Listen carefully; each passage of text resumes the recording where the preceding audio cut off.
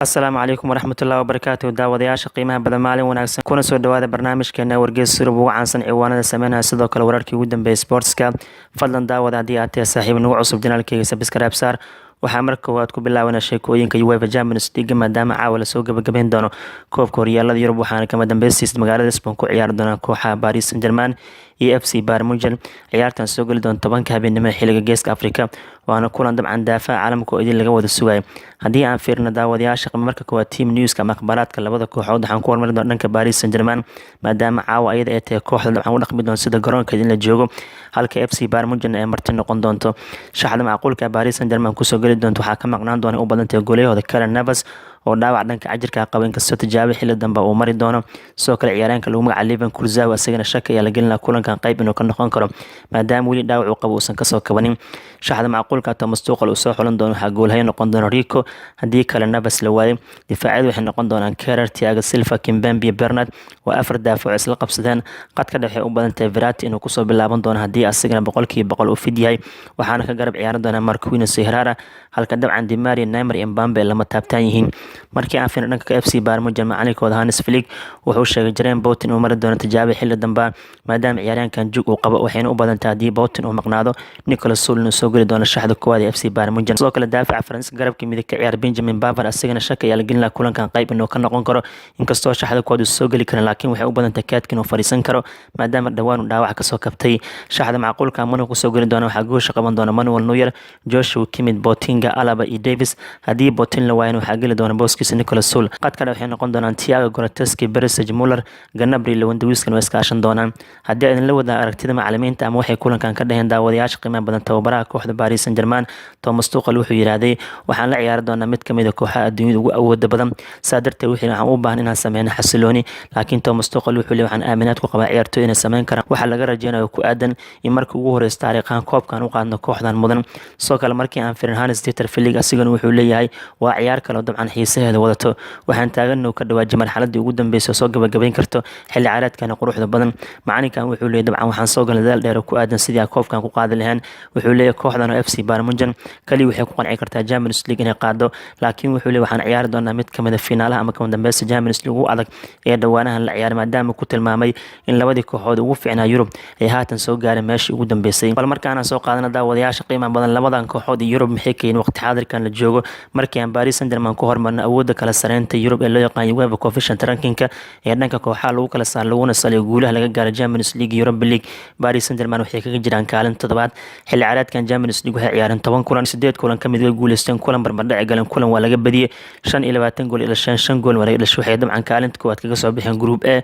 kadib waxa uu xigtay in Borussia Dortmund reebeen wareegga 16aad quarter finalka waxay reebeen Atlanta semi finaalaha waxay reebeen Leipzig sidaas ay ku soo gaareen finalka shanta kulan ugu dambeysay kooxdan ciyaartan 4 kulan oo kamid way guuleysteen xilli ciyaareedkan UEFA Champions League Paris Saint-Germain waxa uu gool badan Mauro Icardi iyo Kylian Mbappe oo min 5 gool dhaliyeen halka Neymar xilli ciyaareedkan 3 gool kaliya Champions League uu ka dhashay xidaawadayaasha qiimaha badan xilli ciyaareedka hore Paris Saint-Germain waxay ku hareen competition-kan wareegiisa 16aad bandhigooda ugu fiicnaa ebed hadda ayay sameeyeen markii ugu horeysay taariikhan ay soo gaaraan finaalaha competition-kan dhanka FC Bayern Munchen markii aan fiirin awoodda kala sareynta kooxaha Yurub ee loo yaqaan UEFA coefficient ranking-ka laguna saleeyo koox walba guuliye ka gaarto ama dabcan bandhiga ay ka sameeyay Europa League iyo Champions League waxay kaga jiraan kaalinta koowaad waxayna ku galeen bandhiga waalida xilli ciyaareedkan ay sameeyeen FC Bayern Munchen xilli ciyaareedkan marka la fiiriyo 10 kulan Champions League ciyaaran 10 kulan way guuleysteen waxay dhaliyeen 42 gool waxaa laga dhaliyay 8 gool groupkooda B waxay kaga soo baxeen kaalinta koowaad kadib markii la fiiriyo wareegga 16aad Chelsea soo rabeen wareeg 8aad waxay rabeen Barcelona nus dhamaadkan waxay soo rabeen Olympique Lyon Munich markii la fiiriyo 5 kulan ugu dambeysay oo guuleysteen soo kale kooxdan waxa ugu gool badan Robert Lewandowski xilli ciyaareedkan 15 gool daawadayaasha qiimaha badan season-kii hore xilli ciyaareedka hore FC Bayern Munchen waxay ku hareen quarter finalka ama wareeg 8aad bandhigooda ugu fiican Yurub waxay tahay 5 jeer koobka inay qaadeen markii ugu dambeysay qaadeen waxay ahayd xilli ciyaareedkii 2012-2013 haddaba aan fiirin labadan kooxood FC Bayern Munchen iyo Paris Saint-Germain maxaa ka dhaxay competition-ka Yurub markii la joogo taariikh ahaan waxay iska hor imaadeen sida haatan diiwaan gashay 8 jeer ay iska hor imaadeen dhammaan kulamadaas oo UEFA Champions League wali waxay iska hor imaadeen heerka group stage-ka ay iska hor imaadeen ee waligood kulan nag out ama final ma aysan iska hor imaanin sida guud markii la fiiriyo Paris ayaa guulo badan 5 kulan ay ka badiyeen FC Bayern Munchen halka Munich ay badiyeen 3 kulan sidoo kale markii la fiiriyo labadan kooxood Paris Saint-Germain waxay ka dhaliyeen Munich si diiwaan gashan 12 gool halka FC Bayern Munich ay Munich ka dhaliyeen 11 gool markii isugu dambeysay labadan kooxood iska hor imaadeen waxay 2017 kulankii koowaad group stage iska hor imaadeen waxaa 3 gool iyo ku badisay Paris Saint-Germain Dani Alves Cavani iyo Neymar ayaa ka dhalsheen goolasha kulankii dambana oo la ciyaaray si diiwaan gashantii December 2017 FC Bayern Munich garoonkeeda joogto waxay ku badiyeen 3 gool iyo hal Corentin Tolisso ee 2 gool dhashay Lewandowski shabaqa ayuu gaaray soo kale tan Mbappe ay u dhashay goolka Paris Saint-Germain bal markaana fiirino xogaha dheeraadka kulankan laga diiwaan gelinay Paris Saint-Germain waxay noqdeen kooxda 41 ee ka soo muuqan doonta finaalaha European Cup ama Champions League ama markii la oran jiray European Cup sidoo kale tan hadii ay guuleystaan waxay noqon doonaan kooxdii 23 ee ku guuleystay competition-ka magaciisa lagu qori doono balse culayska haysta Paris Saint-Germain waxay tahay daawadayaasha qiimo badan 6 jeer ugu dambeysay koox ku cusub finaalaha Champions League imaado 6 jeer way beerdeen way guul dareysteen kooxaha ku cusub competition-kan finalkiisa naadi ku cusub competition-kan finalkiisa oo qaadan waxa ugu dambeysay Borussia Dortmund oo xilli ciyaareedkii 96 3 gool hal Paris Saint-Germain bandhigooda Yurub sida guud markii la fiiriyo daawadayaasha qiimo badan waxa u diiwaan gashan 3 finaal inay ciyaaraan tartamada Yurub waxaa la soo qaadan karaa dabcan koobkoodii kuwaad inay qaadeen 96 tartankii la oran jiray UEFA Cup Winners' Cup oo ay hal gool ibar kaga qaadeen kooxda Austrian-ka Rapid Vienna kadib waxa uu xigtay 96 inay ciyaaraan Super Cup-ka Yurub laakiin isku darka labada lugood 9 waxaa kaga qaaday koobkaas kooxda Juventus oo marna 6 gool hal kaga badisay marna 3 gool hal kaga badisay sidoo kale waxa uu suura gashay finaalihii tartankii UEFA Cup Winners' Cup inay soo gaaraan 97 laakiin nasiib darro hal gool ibar waxaa kaga qaaday kooxda kubadda cagta ee Barcelona dhanka FC Bayern Munich markii la fiiriyo caawa waxay raadinayaan inay ku guuleystaan competition-ka markii lixaad waxayna barbareen doonaan kooxda Liverpool saasna waxay ku noqon doonaan kooxda saddexaad ee competition-kan ugu badanashadiisa waxaana ka badnaan doonaan oo kaliya Real Madrid oo 13 jeer qaaday iyo sidoo kale AC Milan oo 7 jeer qaaday sidoo kale daawadayaasha qiimo badan kooxda FC Bayern Munich waxay haystaan rikoor u gaar ku aadan finaalaha Champions League maadaama 10 jeer hore ka soo muuqdeen 5 jeerna laga qaaday 5 jeerna ku guuleysteen sidoo kale daawadayaasha qiimo badan Munich waxay ku guuleystaan tartamada kala dheeraadka waxaa kamid tartankii la oran jiray European Cup Winners' Cup oo qaadeen 1967 iyo UEFA Cup oo qaadeen 1996 iyo UEFA Super Cup ay qaadeen sanadii 2013 waxay ka dhigan tahay marka koob kasta oo ay dhigaan xiriir kubadda cagta Yurub kooxda FC Bayern Munich way qaadeen aan sii wadno xogaha kale daawadayaasha qiimo badan kulankan laga diiwaan gelinaa waxaa qayb ka Paris Saint-Germain waxay noqdeen kooxdii shanaad oo Faransiis oo soo gaartay kama dambaysta European Cup ama UEFA Champions League waxaan ugu dambeysay AS Monaco oo sanadii 2004 kama dambaysta koobkan soo gaarin sidoo kale tan koox Faransiis oo koobkan ku guuleysanaysa waxa ugu dambeysay 27 sano ka hor ama 1993 markaas Olympique Marseille hal gool ibar kaga qaadeen kooxda kubadda cagta AC Milan sidoo kale daawadayaasha qiimo badan tababaraha kooxda Bayern Munich ninka lagu magacaabo Hansi Flick wuxuu noqday shakhsiga lixaad ee u suura gasho Champions League finalkiisa inuu imaado asigoo dabcan hal koox u ciyaar marna macallin u noqday waxay ka dhigan tahay marka Hansi Flick 1987 asigoo u ciyaaray FC Bayern Munich final koobkan waxaa ka qaadan naadiga FC Porto caawana wuxuu rabaa koobka inuu qaado haddii uu qaadana wuxuu iska barbaran doonaa shakhsiyaadka ay kamid yihiin Miguel Munoz oo dabcan kooxda Real Madrid asigoo ciyaaryahan iyo sidoo kale asigoo macallin koobkan u qaaday Vicente Del Bosque oo sidaas sameeyay dhanka Real Madrid Carlo Ancelotti oo sidaas sameeyay kooxda AC Milan asigoo ciyaaryahan iyo asigoo macallin u qaaday Josep Pep Guardiola oo dabcan Barcelona asigoo ciyaaryahan asigoo macallin la qaaday iyo Zinedine Zidane oo markii la fiiriyay dabcan daawadayaasha qiimaha badan kooxda Real Madrid asigoo ciyaaryahan iyo asigoo dabcan macallin u qaaday Hansi Flick laakiin hadii caawa laga qaado wuxuu noqon doonaa shakhsi ugu horeeyay taariikhan Champions League oo hal koox asigoo marna la imaada finalka laga qaaday marna asigoo macallin koobka laga qaaday aan sii wadno waxyaabaha kale laga diiwaan gelinaya daawadayaasha qiimaha badan waxaa tartankan qayb ka ah kooxda FC Bayern Munich xilli ciyaareedkan Champions League waxay ka dhaleen 42 gool ayagoo ciyaareen 10 kulan kaliya waxaa ka gool badan kooxda FC Barcelona ee xilli ciyaareedkii 99 dhalisay 45 gool laakiin markaas kooxda Barcelona waxay ciyaareen 16 kulan ee competition-ka ciyaareen Munich ka kulama yar yihiin marka waxay ka dhigan tahay hadii caawa FC Bayern Munich 3 gool dhashaan rikoorkii Barcelona ay barbareen doonaan bal markaan aan fiirino daawadayaasha qiimaha badan xidigaha dhanka weerarka ee dabcan Paris Saint-Germain heestaan iyo kuwa FC Bayern Munich xilli ciyaareedkan Champions League waxay ku kala duwan yihiin dhanka Paris Saint-Germain markaan ku hormarno Champions League waxa uu gool badan san ka dhawaajin Mbappe Icardi oo min 5 gool dhaliyaan halka dabcan Neymar iyo Di Maria dhashay min 3 gool Juan Bernat wuxuu dhashay 2 gool iyo ciyaartoy kaleeto dhanka caawinaadda markii la fiiriyo Paris Saint-Germain waxa uu caawinaad badan Angel Di Maria 6 gool caawiye Kylian Mbappe wuxuu caawiyay 5 gool Neymar wuxuu caawiyay 4 gool Juan Bernat Sarabi xidiga kale min 2 gool ay caawiyaan dhanka FC Bayern Munich markii aan fiirino waxa ugu saameyn badan xilli ciyaareedkan Robert Lewandowski 15 gool dhashay hadii caawa 2 gool dhalin wuxuu barbaran doonaa rikoorka Cristiano Ronaldo oo hal ciyaareed goolasho ugu badnaa Champions League ka dhaliyay waxaa ku xiga Gnabry 9 gool dhashay Thomas Muller 4 gool dhashay Coutinho Perisic ciyaartoy kale oo ayagana min 3 gool dhaliyay dhanka caawinaadda markii la fiiriyo soo kale waxa ugu sareeya Robert Lewandowski oo 5 gool xilli ciyaareedkan Champions League caawiyay Joshua Kimmich Alphonso Davies Philippe Coutinho Evan Perisic ciyaartoy kalena min 3 gool ay caawiyeen ugu dambeyntii aan soo qaadnay prediction-ka ama saadaasha ciyaartan shabakada caanka caanka Huis Corrado waxay ku saadaalisay in kooxda FC Bayern Munchen 3-2 ay kulankan ku badin doonto taasna koob ku qaadi doonto idinkan aragtidiina ka dhiibta caawa koobka ayaa qaadi kara prediction ka saadaasha natiijada waxay kusoo ilaan karto bal markaana fiirina sheekooyin gudaha Ingiriiska jiro iyo ciwaanada soo baxay kabtan Harry Maguire waa laga soo daray xabsigu ku jiray haatan wuxuu u soo duulay ama uu soo gaaray dhankaas Ingiriiska dib markii ciyaaryahankan fadeexa xoogan bartan ka galay 27 jirkan kabtanku ee kooxda Manchester United waxaan ognay qamiistii galinka dambe dagaal uu galay awgeed gudaha gariig ku galay in ninkan la xiray laba habeen oo xabsi ku bariyay ugu dambeyntii waa la soo dagay dagaal ku galay jasiiradda caankeed Mykonos ma aha mid uu hilmaami doono Harry Maguire qareenkiisana wuxuu sheegay dabcan Harry haatan la soo fasaxay oo xor uu yahay gudaha Ingiriiska imaan doono waxaa la rajeynayaa talaadada nagu soo fool in la dhageysan doono dacwada ay ku soo ogeen booliska gariiga sababtoo ciyaaryahankan waxaa lagu haystaa nin boolis inuu gacanta u qaaday sidoo kale isku dayay booliska inuu laaluusho laakiin arrinkaas ay u suurageli waase marka dambiga lagu qaadi doono iyo maxkamadeyntiisa qareenkiisa goobjoog u ahaan doono ee Harry Maguire gudaha Ingiriiska ayuu soo aaday aan sii wadna sheekooyinka ciwaanada Ingiriiska jaraa'idada ee soo daabaceen waxaa qaybka kooxda Leicester City waxay ku dhowday qaadashada ciyaaryahanka lagu magacaabo Nicolas Tagliafico 27 jirka Argentines garabka bidix daafac kaga dheelay Ajax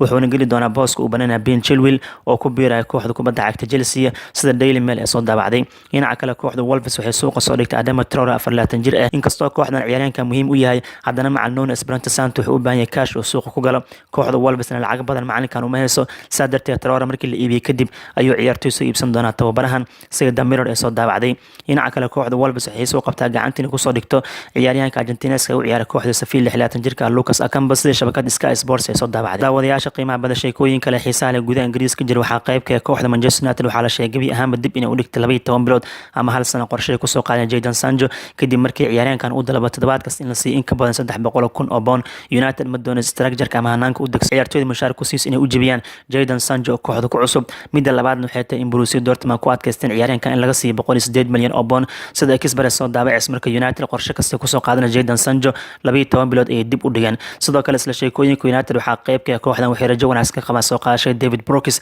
23 jirka dabcan garbaha ka duulay kooxda Bournemouth ka tirsan kadib markii naadiga Bournemouth ay sheegeen ciyaaryahankan rabitaankiisa inaysan hor istaagi doonin waxayna kooxda Bournemouth ku doonaysaa xidigan 40 milyan oo pound sida san soo daabacday dhinaca kale kooxda Arsenal ay ku guuleystay ciyaaryahanka Brazilianka lagu magacaabo Gabriel Magalhaes daafac ka dhalay 20 jirka waxaa sabab u ah kadib markii macallin Mikel Arteta telefoon uu kala hadlay wiilkan daafac dhex kaga dhalay kooxda Lille waxaana lagu wadaa dabcan isniinta oo Britain ee Gunners soo bandhigto asigoo qalin ku dugashay 5 sano ah waxayna 27 milyan oo pound kaga soo qaateen kooxda Lille haddii aan sii wadno sheekooyin kale jir waxaa qaybka kooxda Arsenal waxay la xiriireen dhigooda FC Bayern Munchen waxayna weydiisteen qaabkii looga iibin lahaa Thiago Alcantara 9 jir ah laakiin Monaco waxay rabaan kaliya in la siiyo 23 milyan oo pound halka kooxda Arsenal ay doonayso qiimahaas hoos in loo dhigo sida shabakada caanka Daily Mail ee soo daabacday dhinaca kale agaasimaha kooxda Bayer Leverkusen Rudi Völler wuxuu sheegay wadahadal kasta Chelsea la yeelanayaan culays inuusan kooxdiisa ku haynin sababta wuxuu sheegay mas'uulkan haddii ay fasaxayaan Kai Havertz in kaliya 9 milyan oo pound ku fasaxayaan lacagtaasna Chelsea diyaar kama ahan sida Star ay daabacayso waxay ka dhigantahay marka qorshe kasta ku aadan toddobaadkan Chelsea inay soo qaadato Kai Havertz oo heshiiska shaqsiga ay la gaareen dib u dhac ayaa ku imaan doona markii laga cabir qaato sida adag ee u hadlay mas'uulka kooxda Leverkusen hogaamiyo oo sheegay kooxdiisa lacagtaas adag inay doonayso dhinaca kale daawadayaasha qiimaha badan kooxda Barcelona waxay isku diyaarinaysaa inay dhageystaan go'aanka rasmiga ka imaan doona dhanka Lionel Messi kadib markii isdan 4 jirkan uu la kulmay macalinka cusub ee kooxda Barcelona Ronald Koeman una sheegay kooxda inuu ka tagay haatan mas'uuliyiinta kooxda Barcelona ugu horeeyay madaxweyne Jose Maria Bartomeu waxay Messi ka codsadeen inuu toddobaadkan la kulmo isniinta kaga bilaaban doonto reer galbeedka waxayna u badantay inuu dabcan kooxda Barcelona waji ka waji u dhigi doono hal fasaxo sida shabakada The Mirror ka soo xigtay Mundo Deportivo dhinaca kale daawadayaasha qiimaha badan kooxaha Arsenal iyo Barcelona waxay isku haystaan 22 jirka Faransiiska lagu magacaabo Malanga Sarr kaas oo qandaraaska kula jira kooxda Lille ka soo ilaaday sida Daily Mail ee soo daabacay sidoo kale sheekooyin gudaha Ingiriiska jira waxaa qaybka kooxda Everton waxay dul dhigeen 143 milyan oo pound ciyaaryahankooda Brazilianka Richarlison oo 23 jir kadib markii ogaadeen qalqaalin ugu jirta kooxda Barcelona sida The Mirror ee soo daabacday dhinaca kale kooxda Liverpool waxay sheegtay 7 naadi oo kala duwan dalab inay u soo direen waxayna doonayaan ciyaaryahankooda Serbianka lagu magacaabo Marc Gurlic oo 24 jir halka Liverpool xidigan ay ku doonayso 20 milyan oo pound sida goal.com ay soo daabacday ugu dambeyntii sheekooyin gudaha Ingiriiska jira waxaa qaybka daawadayaasha qiimaha badan kooxda Liverpool waxay shalay ciyaareen kulankooda ugu horeeyay pre-seasonka ama xilli ciyaareedka cusub isugu diyaaranayaan waxayna 3 gool ibar kaga badiyeen kooxda VfB Stuttgart ciyaartan dabcan xiisaha badnaa tababar kale wuxuu soo xushax adag waliba asigoo ku soo bilaabay saddexdiisa weerarka kale ee Firmino Salah iyo Mane halka dabcan Fandaaga ciyaartooyda kale kooxda Liverpool ay ka soo muuqdeen kulankan ciwaanada waxaa qaateen ciyaartooyda kamid yihiin Robert Firmino Naby Keita iyo Ryan Brewster dhamaantood shabaqa gaaray sidoo kale kulankan qaybtiisa labaad waxaa ka soo muuqday saxiix cusub ee kooxda Liverpool daafaca garabka bidix ka ciyaar Costa Samiskas oo ay dhawaan ka soo qaateen kooxda Olympiacos waxay ka dhigantay marka kooxda Club xilli hore ay bilaabeen diyaar garow ugu jireen xilli ciyaareedka cusub English Premier League bal markaana tagna gudaha Talyaaniga talyaaniga aan firina sheekooyin kala duwan jira ciwaanada maanta soo baxayo ciwaanada waxaa qaadanaya Antonio Conte oo la sheegay kooxda Inter Milan isaga tagi doono si la Gazzetta dello Sportivo ay soo daabaceyso maalinta Talaadada nagu soo foolo kulan xasaasi waxa wada qaadan doona madaxweynaha kooxda Inter Milan Zanghi madaxa fulinta kooxda Inter Milan Beppe Morata iyo tababara Antonio Conte waxayna u badan tahay Talaadada Conte shaqada inuu isaga tagi doono kadibna dabcan waxa kala wareegi doona hogaanka ninka lagu magacaabo Allegri Conte sababaha ugu weyn Inter Milan kaga tagay waxay tahay inuu mar kale doonayo lacag adag in la siiyo suuqa u galo laakiin maamulka Inter waxay sheegeen lacag kale la siin doono Conte oo miisaaniyad xadidan xagaan ku shaqeyn kara marka Conte Talaadada wuxuu dhigi doonaa lacag adag hal siiyo ama kooxdan isaga tago waxayna u badan tahay labada dhinac inay meel dhex ku heshiin doonaan oo Conte kooxdu isaga tagi doono dhinaca kale Gazzetta dello Sportivo xilin Cristiano Ronaldo wuxuu dib ugu salaabtay kooxda Juventus xilli hore fasaxiisa uu soo gaabiyay wuxuuna diyaar u yahay Isniintan ka soo muuqdo tababarka koowaad bilaaban doona macna Andrea Pirlo halka kooxda AC Milan wali ay sugayaan Zlatan Ibrahimovic kooxda ku soo laabanay sidoo kale tan Ibra markuu soo laabtay kadib ayuu contract cusub saxiix doona la Gazzetta dello Sportivo xilin caawa habeenkii xidigaha Neymar Lewandowski iska hor imaan doonaan FC Bayern Munchen iyo Paris Saint-Germain waxay leeyihiin Lisbon waa shidan tahay oo kama dambaysta Champions League lagu ciyaari doona Corriere dello Sportivo markii aan firino waxay leeyihiin Inter iyo Conte ugu dambeyntii way kala tagayaan Talaadada kulanka dhici doona waxa ka soo bixi doona Conte albaabka in laga dirayo oo Allegri loo dhiibi doona mashruucan horena u sii wadi doona sidoo kale Corriere dello Sportivo waxay leeyihiin caawa habeenkii dabcan Neymar uu doonayo koobkan gacanta inuu ku dhigo halka Lewandowski uu doonayo asagana competition-ka markii ugu horeysan uu qaado saadartay waxay leeyihiin kulan weyn oo xiiso badan ayaa la daawan doona haddii aan sii fiirino sheekooyin kala jira Tutto Sportivo coverkooda waxay siiyeen Cristiano Ronaldo oo Juventus ku soo laabtay sidoo kale tan wuxuu aqbalay Edin Dzeko kooxda in la keeno CR7 wuxuu aaminsan yahay haddii Dzeko kooxda lagu soo kordhiyo awood ahaan sare inuu u qaadi karo sidoo kale tan isla shaqeyn karaan ciyaaryahankan wuxuu sheegay inuu ku faraxsan yahay la shaqeynta macna Andrea Pirlo tababarka rasmiga Bianconeri Isniinta ayuu bilaaban doonaa dhinaca kale Tutto Sportivo waxay leeyihiin 6 sano ka hor sidii dhacday ayaa hadda dhici doon si kooban waxay ula jeedaan 2014 Conte markii ay qabteen maamulka Juventus waa la diray waxaana shaqada kala wareegay Allegri haddana waxaa leeyahay dabcan Conte maamulka Inter is hayaan waxay u badan tahay shaqada in laga diri doono booskiisana waxaa geli doona Allegri Tutto Sportivo sidoo kale waxay leeyihiin Champions League wuxuu noqon doonaa caawa habeen cajaa'ib badan waxaa iska hor imaan doona Neymar Lewandowski Mbappe Muller iyo xidiga kale fara badan bal markaana tagna daawadayaasha qiimo badan gudaha Spain ee ciwaanada kala duwan ee soo baxay jaraa'idka caanka Marca markii aan firino coverka waxay siiyeen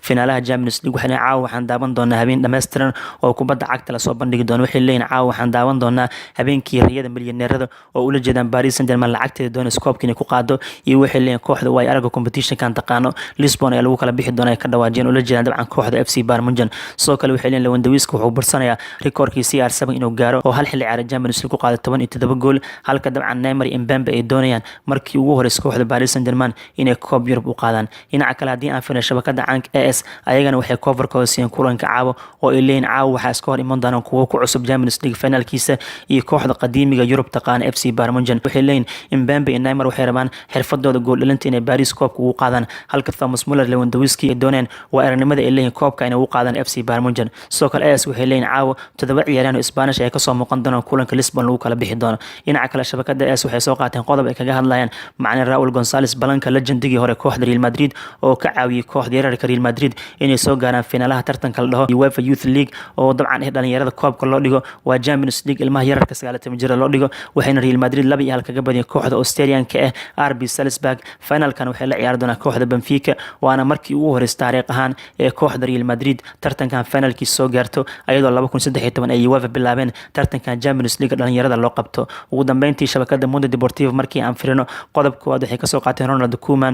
Koeman wuxuu doonayaa Barcelona cusub inuu isbedel xoogan ku sameeyo gaar ahaan dhanka weerarka wuxuuna ku adkaysan inuu doonayo in Lautaro Martinez loo keeno sidoo kale Ronald Koeman wuxuu la hadlay Philippe Coutinho oo u sheegay markuu Champions League soo ilaaday kadib inuu kooxda ku soo laabto waxayna ka wada hadli doonaan doorka Coutinho uu ku yeelan doono Camp Nou ayadoo macalinka Hollandeeska uu doonayo xidigan tayada wanaagsan inuu ka faa'iideysto guud ahaan daawadayaasha qiimo badan barnaamijkeena wargeysyada ugu caansan ciwaanada sameynaya sidoo kale qodobada sports ugu dambeeyay intaas ayaan kusoo ilaalinaa fadlan fikirka ay ka dhibo qodobadii aan soo qaadanay haddii aad tahay saaxiib nagu cusub janaalkayga subscribe saar like iyo share iyo comment ka umarno salaamu calaykum waraxmatullaahi wabarakaatu